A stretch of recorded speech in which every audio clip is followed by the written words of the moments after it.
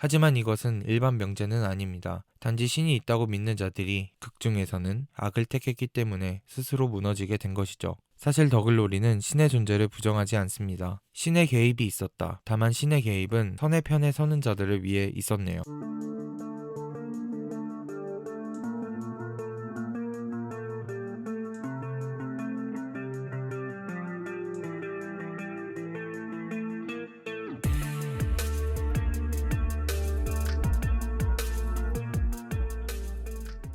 안녕하세요. 가나안입니다입니다.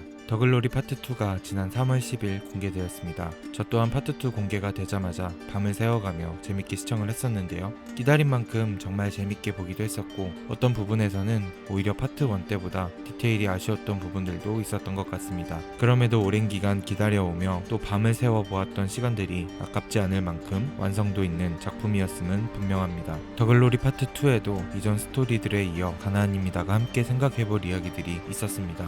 사실 작가의 인터뷰를 살펴보니 김은숙 작가는 정말이지 종교에 대해 깊이 다루고 있구나 하는 생각을 하기도 했는데요.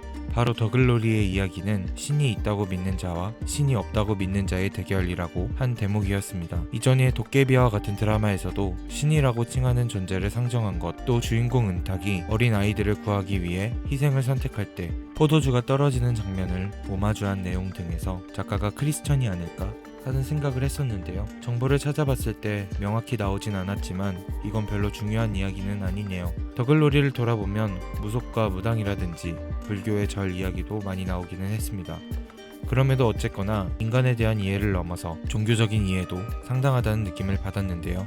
더글로리에 묘사된 교회와 목사 딸의 이미지가 부정적인 것이어서 불쾌했다는 사람들도 있었다지만 결국 더글로리에서 말해주는 것은 신의 부재가 아니라 신의 개입이었다는 것이었습니다. 단지 신이 없다고 믿는 사람이 신이 있다고 믿는 사람을 이겼을 뿐이지만요. 다시 말하면 신이 있다고 믿는 사람이 진 것이죠. 결국은 신의 존재가 아니라 종교 현상과 종교를 믿는 사람들에 대해 말하고 있다는 이해를 느꼈습니다. 최근 들어 정말 난리도 이런 난리가 없었습니다. 3.1절에 일장기를 개항하며 자신을 친일파라 소개하는 목사도 있었고요. 넷플릭스 다큐 나는 신이다를 통해 정말 더 적나라하게 드러난 JMS 정명석과 사이비 이단들. 중요한 것은 이게 단편적인 어떤 사건이 나타난 게 아니라 어떠한 현상처럼 퍼져 있고 아직도 드러내야 할 부분들이 많다는 사실입니다. 꼭 사이비 이단들만 문제가 아닙니다. 더글로리 극 중에서 탈세를 밥 먹듯이 하는 목사와 마약을 밥 먹듯이 하는 목사 딸도 나타나지만 성폭력, 횡령, 갑질 문제 등 다양한 문제들이 교회 안에서 벌어지고 있다는 사실을 그 누구도 외면하진 못할 것입니다.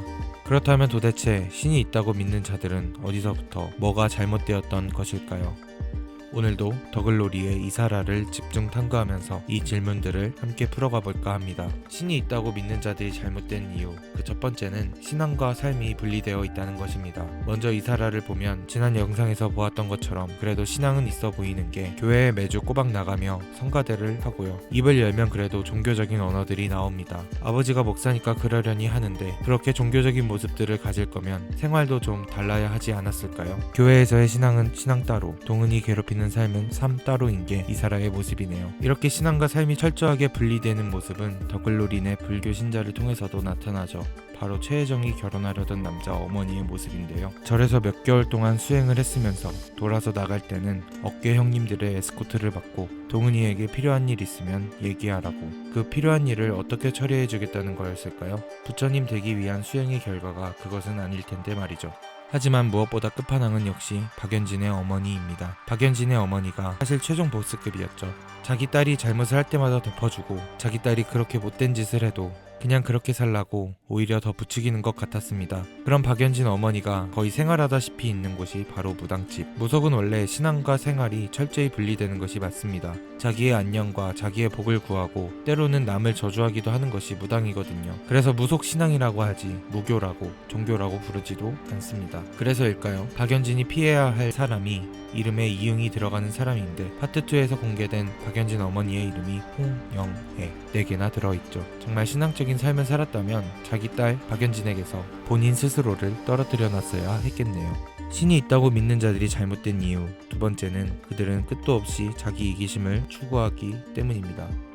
네, 물론 인간은 이기적이고 대체로 이기심을 추구하며 살아갑니다. 하지만 이기적이기만 해서는 안 되겠죠. 대부분의 사람들은 눈치라는 것도 좀 보고 서로를 배려하며 이해해주고 때로는 누군가를 사랑하여 그 사람을 위해 희생을 하기도 합니다. 우리는 이러한 것들을 동물과 인간이 다른 이유라고 말하며 인간적이다 라고 말하기도 합니다. 이러한 인간성을 추구하고 인간다운 삶을 정의해주는 게 종교의 역할이죠. 하지만 더글로리에서 신이 있다고 믿는 자들의 종교는 철저히 이기적이며 결코 인간적이지 못합니다. 오히려 그들의 신앙은 사람들의 이기심을 끝까지 종용하는 듯한 모습을 볼 수 있습니다. 먼저 이사라를 생각해보면 파트 1에서도 직접적으로 피해자들에게 고데기를 들었던 게 이사라였습니다. 또 커서는 마약을 하고 탈세까지 일삼았던 게 우리 목사님 딸 교회 찬양대 부원인 이사라였죠. 결국 이사라를 망하게 한 것은 동은이가 촘촘하게 짜놓은 판이었지만 그 빌미를 제공한 것은 마약이었죠. 마약을 다른 사람을 위해 판매하는 사람을 위해 복용하지는 않을 겁니다.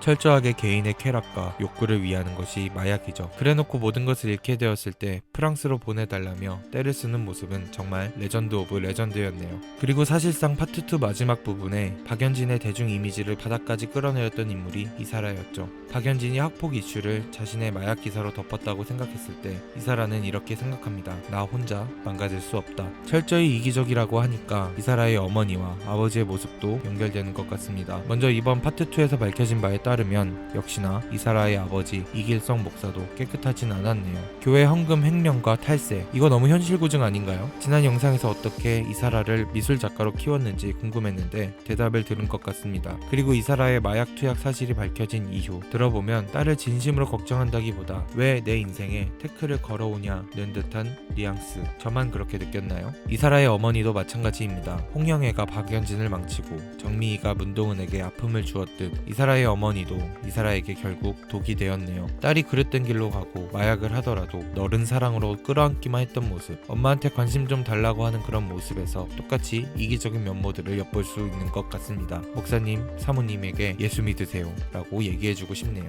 박연진의 어머니 홍영애는 이기심 추구의 끝판왕이죠. 보는 사람들 입장에서는 통쾌하기는 했지만 자신의 이득을 위해 딸마저 손절할 수 있다는 저 당당함은 정말, 무속신앙은 원래 이기적인 게 맞습니다. 본인이 잘 돼야 하고 본인만 잘 되면 되거든요. 그것을 위해 돈을 쏟아붓기도 하는 게 무속신앙입니다. 희생은 개뿔, 오히려 다른 사람들을 희생시키는 것을 아랑곳하지 않으며 젊은 여성들을 팔아넘기는 범죄 행위를 했죠. 사실 우리나라의 고유 신앙이라고 하는 것은 다름 아닌 무속신앙입니다. 그래서 불교도 비나이다, 기독교도 비나이다.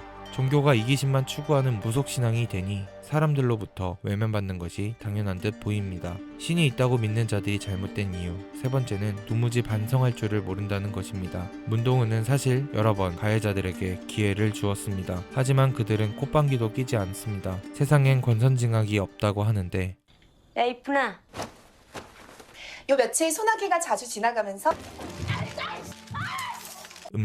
있네요. 그리고 이사라는 너한테 한 주 다 회개하고 구원받았어. 도대체 이런 말도 안 되는 논리는 지금도 누가 열심히 설파하고 있는 걸까요? 잘못된 일을 했다는 것 정도는 이제 아는 것 같은데 반성, 아니 일말의 양심조차 없는 그런 모습입니다. 오히려 신이 없다고 믿는 동은이 심지어 직접적인 피해를 끼친 것도 아닌 윤소희에 대해 죄책감을 가지는 모습을 보입니다. 그래서 더글로리의 서사는 신이 있다고 믿는 자들과 신이 없다고 믿는 자의 대결, 그 결과는 신이 없다고 믿는 자의 승리네요. 하지만 이것은 일반 명제는 아닙니다. 단지 신이 있다고 믿는 자들이 극중에서는 악을 택했기 때문에 스스로 무너지게 된 것이죠. 사실 더글로리는 신의 존재를 부정하지 않습니다. 신의 개입이 있었다. 다만 신의 개입은 선의 편에 서는 자들을 위해 있었네요. 아무리 신이 있다고 믿는 자들이라도 그들이 악이었기에 그들은 신의 개입이 아닌 신의 심판을 받았던 것입니다. 이 정도면 로마서 12장의 설교가 아닌지 악에게 지지 말고 선으로 악을 이기라는 말씀이 더글로리를 통해 더 와닿는 것 같습니다. 또 한 가지는 로마서 12장 1, 2절에 있네요. 여기서 영적 예배는 사실 잘못된 번역입니다. 오히려 로마서에서 경계하고 있는 것이 이성 없는 영적 광적 예배인데요. 현실과 동떨어져 있는 종교 행위는 결코 하나님의 뜻이 될 수 없다는 게 로마서 말씀의 뜻이죠. 신앙과 삶이 분리되고 이기심만 추구하며 반성할 줄 모르는 사람들은 결국 아무리 종교적인 껍데기를 가져도 쓸데없다. 문동은도 알고 김은숙 작가도 아는 것을 누구보다 크리스천들이 더 깊이 알 수 있어야 하지 않을까 싶습니다. 가나안입니다의 영상을 사랑해주셔서 감사합니다. 교회의 안 좋은 모습들만 계속해서 보게 되는 안타까운 현실인데요. 가나안입니다는 예수님을 믿고 교회를 너무나도 사랑하지만 한국교회 현실에서 한계를 느끼고 지쳐있는 모든 분들을 위한 새로운 형태의 공동체가 되고 싶습니다. 구독과 좋아요로 함께 힘을 모아주시면 감사하겠습니다.